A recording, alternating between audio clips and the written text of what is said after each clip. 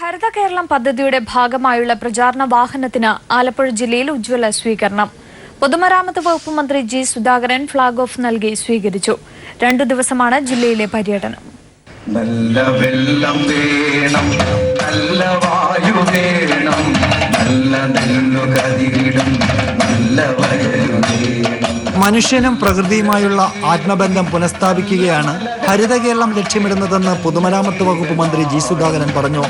ഹരിത കേരളം മിഷന്റെ പ്രചരണാർത്ഥമുള്ള എക്സ്പ്രസ് പ്രദർശന വാഹനത്തിന്റെ ജില്ലാതല ഉദ്ഘാടനം നിർവഹിക്കുകയായിരുന്നു അദ്ദേഹം. പ്രദർശന വാഹനത്തോടൊപ്പമുള്ള കലാസംഘത്തിന്റെ പ്രകടനവും നാടൻപാട്ടും ആസ്വദിച്ചതിന് ശേഷമാണ് മന്ത്രി ഉദ്ഘാടനം നിർവഹിച്ചത്.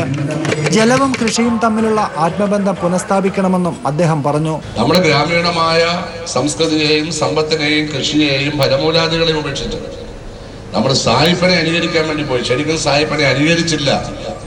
സായിപ്പ് ഒരിക്കലും അവന്റെ ഫലവൃക്ഷങ്ങൾ നശിപ്പിക്കില്ല. ജില്ലാ അതിർത്തിയായ കായംകുളത്തെ സ്വീകരണത്തിന് ശേഷം മാവേലിക്കര, നങ്ങ്യാർകുളങ്ങര, ഹരിപ്പാട് തുടങ്ങി ജില്ലയുടെ വിവിധ സ്ഥലങ്ങളിലും പ്രദർശന വാഹനമെത്തി.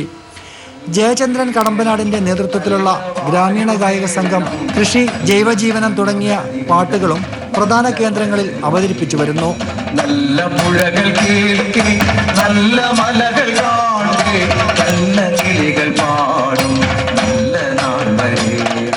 Shajahan, news bureau, Alappuzha.